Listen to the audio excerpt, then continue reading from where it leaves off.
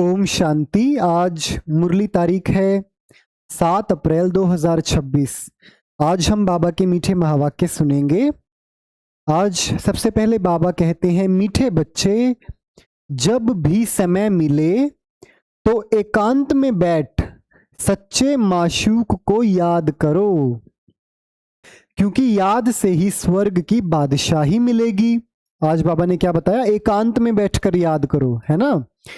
तो एकांत जो है वो उनके लिए तो सबसे बड़ा वरदान है जो बाबा की याद में मस्त रहते हैं, जिनके मन में केवल ज्ञान की बातें चलती रहती हैं। क्योंकि ये एकांत सबके लिए वरदान नहीं होता है, एकांत बहुतों के लिए अभिशाप भी होता है। मान लो किसी किसी को फोन पर ऐसे स्क्रोलिंग की आदत है, वे रील्स देखते जा रहे हैं। अब वो एकांत में हैं, अगर वो 10 घंटे एकांत में हैं तो 10 घंटे भी वो रील ही चलाते रहेंगे। तो उनके लिए तो ये एकांत जो है वो अभिशाप है, उनके लिए वरदान नहीं है।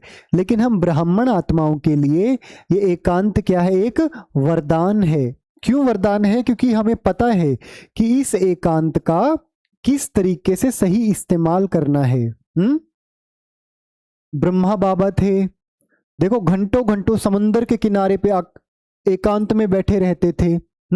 वैसे भी एकांत में बाबा बैठे रहते थे। दादियां देखो, तो ये एकांत जो है ये बड़े पावरफुल चीज है। प्रश्न बाबा पूछते हैं, बाप मिला है तो कौन सा अलबेलापन समाप्त हो जाना चाहिए? भाई किस बात में हम अलबेले होते हैं जो बाबा के मिलने के बाद वो समाप्त हो जाए? उत्तर है, कई बच्चे अलबेले हो जाते हैं, हम तो बाबा के ही हैं। याद की मेहनत ही नहीं करते। वो बोलते हैं बाबा के ही तो हैं। बाबा हमारा है। घड़ी घड़ी याद भूल जाती है, यही है अलबेलापन। बाबा कहते, बच्चे अगर याद में रहो तो अंदर स्थायी खुशी रहेगी। स्थायी खुशी कौन सी होती है? जो स्थायी किसको बोलते हैं? जो टिक कर, जो टिकती है जो चीज, उसको स्थायी बोलते हैं। और जो चीज टिकती नहीं है एक जगह पर, उसको अस्थायी बोलते हैं। तो स्थायी बाबा ने क्या बताया? स्थायी खुशी रहेगी। किसी भी प्रकार का घुटका नहीं खाएंगे। जैसे बांधेलियां याद में तड़फती हैं, दिन रात याद करती हैं, ऐसे तुम्हें भी निरंतर याद रहनी चाहिए। गीत है, तकदीर जगाकर आई हूं। ओम शांति। बाप ने बच्चों को समझाया है, तुम भी कहते हो ओम शांति, बाप भी कहते हैं ओम शांति, अर्थात तुम आत्माएं शांत स्वरूप हो। ओ मैं शांति। जब भी यहां अंदर गड़बड़ हो ना तो बोलो ओ मैं शांति। अगर कोई दूसरा अशांत होता है उसको क्या बोलते हैं? ओ भाई जरा शांति, ओ भाई शांति। तो ऐसे ही अगर मैं अशांत हूं तो ओ मैं शांति, ओम शांति। बाप भी शांत स्वरूप है, आत्मा का स्वधर्म शांत है। कोई पूछे शरीर के धर्म कौन से हैं? हिंदू, मुस्लिम, सिख, ईसाई, लेकिन आत्मा का स्वधर्म शांति। परमात्मा का भी स्वधर्म शांत रहना है। तुम भी शांति धाम में रहने वाले हो। बाप भी कहते हैं मैं भी वहां का रहने वाला हूं। तुम बच्चे पुनर्जन्म में आते हो, मैं नहीं आता। मैं इस रथ में प्रवेश करता हूं। कौन सा रथ? ब्रह्मा बाबा का रथ। यह मेरा रथ है। शंकर से अगर पूछेंगे, पूछ तो नहीं सकते, परंतु समझो सूक्ष्म वतन में जाकर कोई पूछे तो कहेंगे यह सूक्ष्म शरीर हमारा है। शिव बाबा कहते हैं यह हमारा शरीर नहीं है, यह हमने उधार लिया है। क्योंकि मुझे भी कर्मेंद्रियों का आधार तो चाहिए ना, भाई बोलने के लिए मुख चाहिए। पहली पहली मुख्य बात समझानी है कि पतित पावन ज्ञान का सागर श्री कृष्ण नहीं है। श्री कृष्ण सर्व आत्माओं को पतित से पावन नहीं बनाते हैं, वो तो आकर पावन दुनिया में राज्य करते हैं। पहले प्रिंस बनते हैं, फिर महाराजा बनते हैं। भाई जब बच्चा होता है तो कौन होता है? राजकुमार। प्रिंस, लेकिन जब बड़ा हो जाता है तो क्या बन जाता है? महाराजा। ऐसे ही राधे जब बच्ची है तो प्रिंसेस, और जब बड़ी हो जाएगी तो महारानी लक्ष्मी। उन्हें भी यह ज्ञान नहीं है। रचना का ज्ञान तो रचता में ही होगा ना। श्री कृष्ण को रचना कहा जाता है। रचता बाप ही आकर ज्ञान देते हैं। अभी बाप रच रहे हैं। कहते हैं तुम हमारे बच्चे हो। तुम भी कहते हो बाबा हम आपके हैं। कहा भी जाता है ब्रह्मा द्वारा ब्राह्मणों की स्थापना। नहीं तो ब्राह्मण कहां से आए? सूक्ष्म वतन वाला ब्रह्मा कोई दूसरा नहीं है। ऊपर वाला सो नीचे वाला सो ऊपर वाला एक ही है। अच्छा, विष्णु और लक्ष्मी नारायण भी एक ही बात है। वह कहाँ के हैं? ब्रह्मा सो विष्णु बनते हैं, ब्रह्मा सरस्वती ही सो लक्ष्मी नारायण, फिर वही सारा कल्प 84 जन्मों के बाद आकर संगम पर ब्रह्मा सरस्वती बनते हैं। लक्ष्मी नारायण भी मनुष्य हैं। उनका देवी देवता धर्म है। विष्णु को भी 4 भुजाएं दी हैं। यह प्रवृत्ति मार्ग दिखाया है। भारत में शुरू से ही प्रवृत्ति मार्ग चला आता है, इसलिए विष्णु को 4 भुजाएं दी हैं। यहां है ब्रह्मा सरस्वती। वह सरस्वती अडॉप्टेड बच्ची है।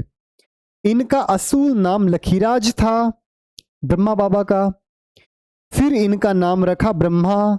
शिव बाबा ने इनमें प्रवेश किया और राधे को अपना बनाया और नाम रखा सरस्वती। सरस्वती का ब्रह्मा कोई लौकिक बाप नहीं ठहरा। इन दोनों के लौकिक बाप अपने अपने थे, मतलब बाप अपने अपने थे दोनों के। अभी वह नहीं है। यह शिव बाबा ने ब्रह्मा द्वारा अडॉप्ट किया है। तुम हो अडॉप्टेड चिल्ड्रन। अडॉप्ट का मतलब क्या होता है? गोद लेना। जैसे हम कोई बच्चा गोद लेते हैं ना, तो क्या बोलते हैं? ये अडॉप्टेड चाइल्ड है, अडॉप्ट किया हुआ है, गोद लिया हुआ है। ब्रह्मा भी शिव बाबा का बच्चा है। ब्रह्मा के मुख कमल से रचते हैं, इसलिए ब्रह्मा को भी माता कहा जाता है। तुम मात पिता, हम बालक तेरे। तेरी कृपा से सुख घनेरे, गाते हैं ना। तुम ब्राह्मण आकर बालक बने हो, इसमें समझने की बुद्धि बड़ी अच्छी चाहिए। तुम बच्चे शिव बाबा से वर्षा लेते हो। ब्रह्मा कोई स्वर्ग का रचयिता व ज्ञान का सागर नहीं है। ज्ञान का सागर एक ही बाप है। आत्मा का बाप ही ज्ञान का सागर है। आत्मा भी ज्ञान सागर बनती है, परंतु इनको ज्ञान सागर नहीं कहेंगे, क्योंकि सागर तो एक ही है। नदियां बहुत सारी हो सकती हैं, लेकिन सागर एक। तुम सब नदियां हो। सागर को अपना शरीर नहीं है, नदियों को है। तुम कौन सी नदियां हो? बाबा कहते तुम हो ज्ञान नदियां। कलकत्ता में ब्रह्मपुत्रा नदी बहुत बड़ी है, क्योंकि उनका सागर से कनेक्शन है। उनका मेला बहुत बड़ा लगता है। यहां भी मेला लगता है। सागर और ब्रह्मपुत्रा दोनों कंबाइंड हैं। यह है चैतन्य, वह है जड़। यह बातें बाप समझाते हैं, शास्त्रों में नहीं है। शास्त्र हैं भक्ति मार्ग का डिपार्टमेंट। भक्ति मार्ग का है सारा मटेरियल। यह है ज्ञान मार्ग, वह है भक्ति मार्ग। आधा कल्प भक्ति मार्ग की डिपार्टमेंट चली है, उसमें ज्ञान सागर है नहीं। परम पिता परमात्मा ज्ञान का सागर बाप संगम पर आकर ज्ञान स्नान से सबकी सदगति करते हैं। तुम जानते हो कि हम बेहद के बाप से स्वर्ग के सुखों की तकदीर बना रहे हैं। बरोबर हम सतयुग त्रेता में पूज्य देवी देवता थे, अभी हम पुजारी मनुष्य हैं। फिर मनुष्य से तुम देवता बनते हो। ब्राह्मण सो देवता धर्म में आए, फिर क्षत्रिय वैश्य शूद्र बने। 84 जन्म लेते लेते नीचे उतरना पड़ता है। यह भी तुमको बाप ने बताया है। तुम अपने जन्मों को नहीं जानते थे। 84 जन्म भी तुम ही लेते हो। जो पहले पहले आते हैं वही पूरे 84 जन्म लेते हैं। योग से ही खाद निकलती है, योग में ही मेहनत है। भल कई बच्चे ज्ञान में तीखे हैं परंतु योग में कच्चे हैं। बांधेलियां योग में छुटेलियों से भी अच्छी हैं। देखो बाबा क्या कह रहे हैं। बांधेलियां जिनके ऊपर बंधन है, चाहे परिवार का है चाहे कोई भी बंधन है, वो योग में छुटेलियों से भी अच्छी हैं। छुटेलियां कौन है? जिनको कोई बंधन नहीं है, उनका उतना योग नहीं लगता जितना बांधेलियों का लगता है। वह तो शिव बाबा से मिलने के लिए रात दिन तड़फती हैं। तुम मिले हो। तुमको कहा जाता है याद करो, तो तुम घड़ी घड़ी भूल जाते हो। तुमको तूफान बहुत आते हैं, वह याद में तड़फती हैं, तुम तड़फते नहीं हो। उन्हों का घर बैठे भी ऊंच पद हो जाता है। तुम बच्चे जानते हो, बाप की याद में रहने से हमको स्वर्ग की बादशाही मिलेगी। जैसे बच्चा गर्भ से निकलने के लिए तड़फता है, वैसे बांधेलियां तड़फते तड़फते पुकारती हैं, शिव बाबा इस बंधन से निकालो। दिन रात याद करती हैं। तुमको बाप मिला है तो तुम अलबेले बन पड़े हो। हम बाबा के बच्चे हैं। हम यह शरीर छोड़ जाएं, प्रिंस बनेंगे। यह अंदर स्थायी खुशी रहनी चाहिए। भाई अंदर ये खुशी परमानेंट हो, परंतु माया याद रखने नहीं देती। याद से खुशी में बहुत रहेंगे। याद नहीं करेंगे तो गुटखा खाते रहेंगे। आधा कल्प तुमने रावण राज्य में दुख देखा है। अकाले मृत्यु होता आया है, दुख तो है ही। भल कितना भी साहूकार हो, दुख तो होता है। अकाले मृत्यु हो जाती है। सतयुग में ऐसे अकाले नहीं मरते, कभी बीमार नहीं होंगे। समय पर बैठे बैठे आपे ही एक शरीर छोड़ दूसरा ले लेते हैं। उनका नाम ही है, उसका नाम ही है सुख धाम। मनुष्य तो स्वर्ग की बातों को कल्पना समझते हैं। किसको बताएंगे ना, सोने के महल थे, ऐसे पुष्पक विमान थे, बिना पेट्रोल के चलते थे, संकल्प शक्ति से 9 लाख आत्माएं थी। वो मानेंगे कि ये तो सब कल्पना है, मन घड़ंत कहानियां हैं। कहेंगे स्वर्ग कहां से आया? तुम जानते हो, हम तो स्वर्ग में रहने वाले हैं। फिर 84 जन्म लेते हैं। यह सारा खेल भारत पर ही बना हुआ है। तुम जानते हो, हम 21 जन्म पावन देवता थे। इस फिर क्षत्रिय वैश्य शूद्र बने। अब फिर से क्या बन रहे हैं? ब्राह्मण। यह स्वदर्शन चक्र बहुत सहज है। यह शिव बाबा बैठ समझाते हैं। तुम जानते हो, शिव बाबा ब्रह्मा के रथ में आया है। जो ब्रह्मा है वही सतयुग आदि में श्री कृष्ण था। 84 जन्म ले पतित बने हैं। फिर इनमें बाप ने प्रवेश कर अडॉप्ट किया है, बाबा में फिर गोद लिया है। खुद कहते हैं, मैंने इस तन का आधार ले तुमको अपना बनाया है। फिर तुमको स्वर्ग की राजधानी के लायक बनाता हूं। जो लायक बनेंगे वही राजधानी में आएंगे।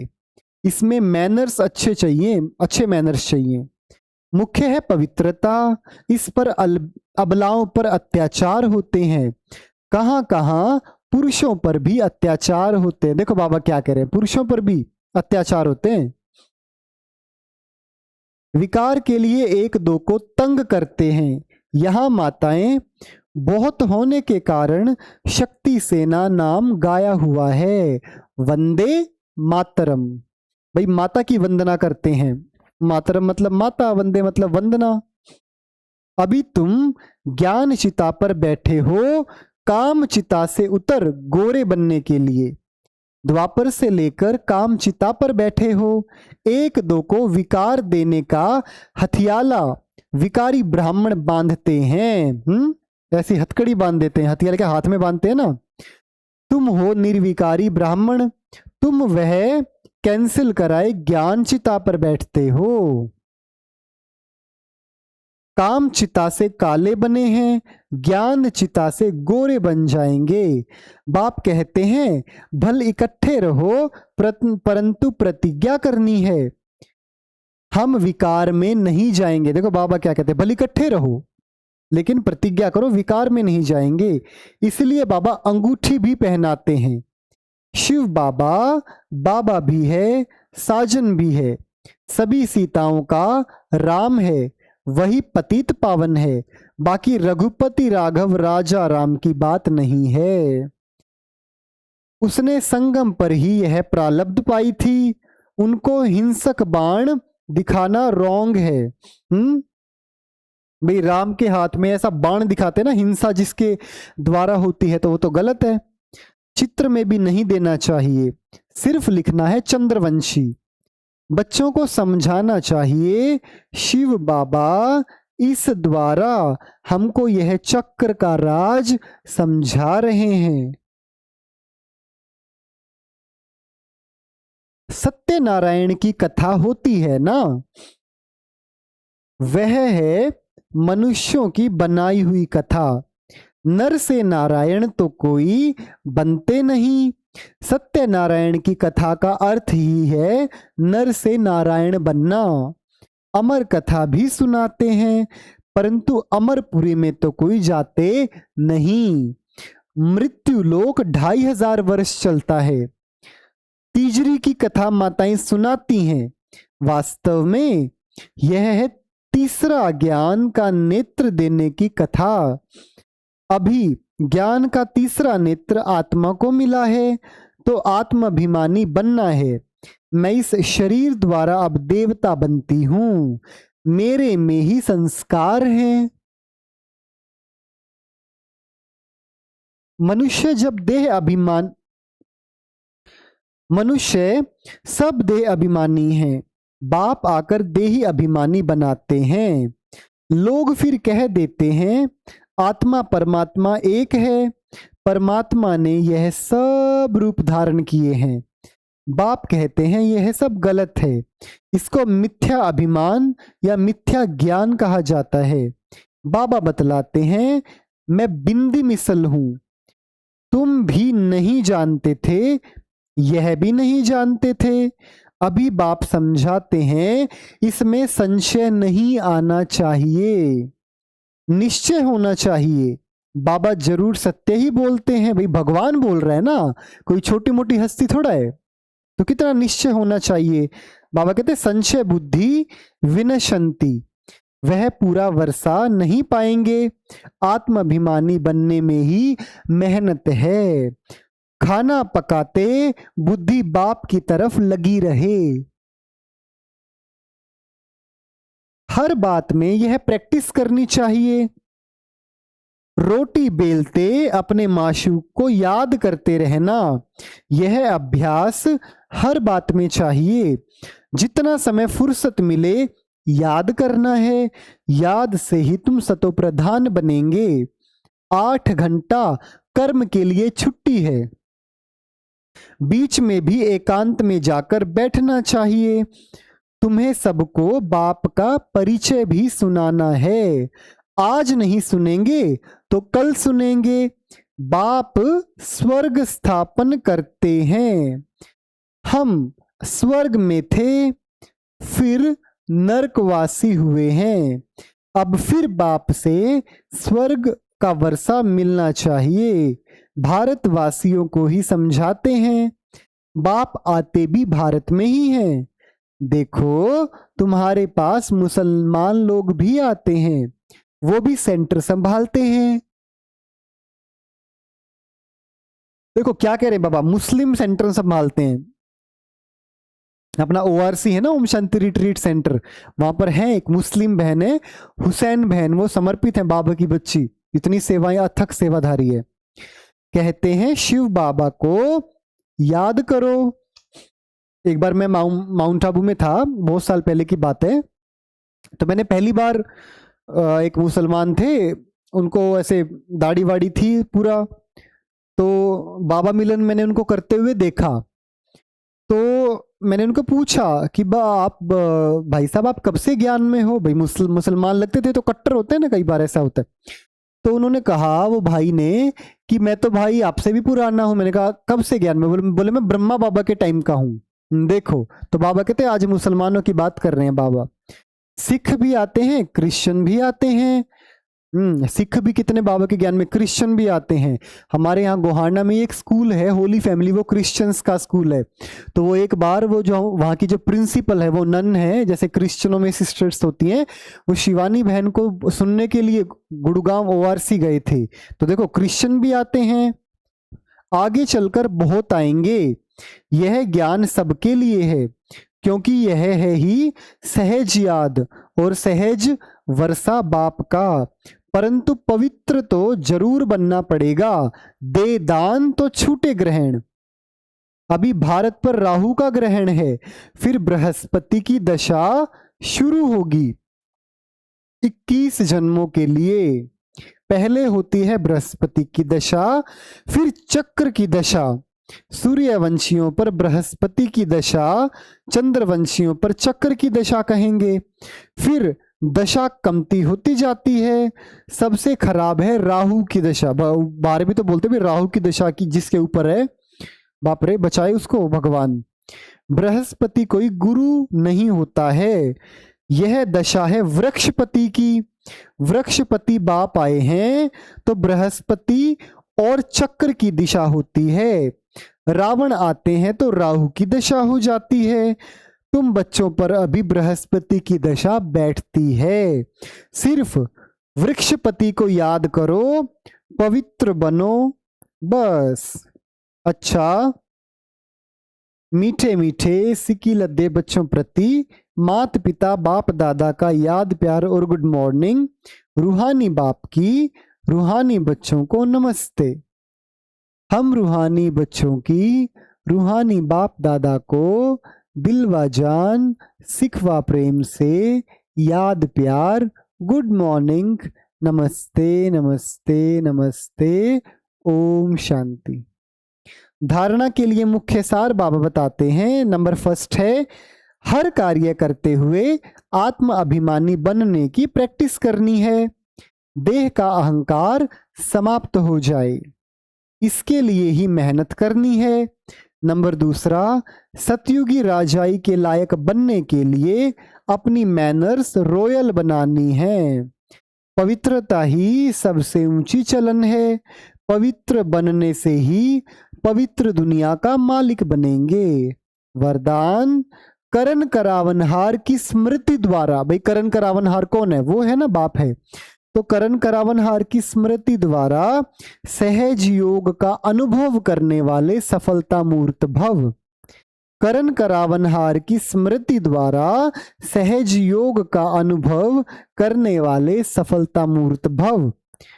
कोई भी कार्य करते यही स्मृति रहे कि इस कार्य के निमित्त बनाने वाला बैकबोन, मतलब जो बैकबोन कौन होता है? रीढ़ की हड्डी जिसे बोलते हैं। बिना बैकबोन के कोई भी कर्म में सफलता नहीं मिल सकती। सोचो, बाबा हमारी पीछे खड़ा है सहारा बनकर, तो कितनी शक्तियां है हमारे साथ। इसलिए कोई भी कार्य करते सिर्फ यह सोचो कि मैं तो निमित्त हूं, कराने वाला स्वयं सर्वसमर्थ बाप है।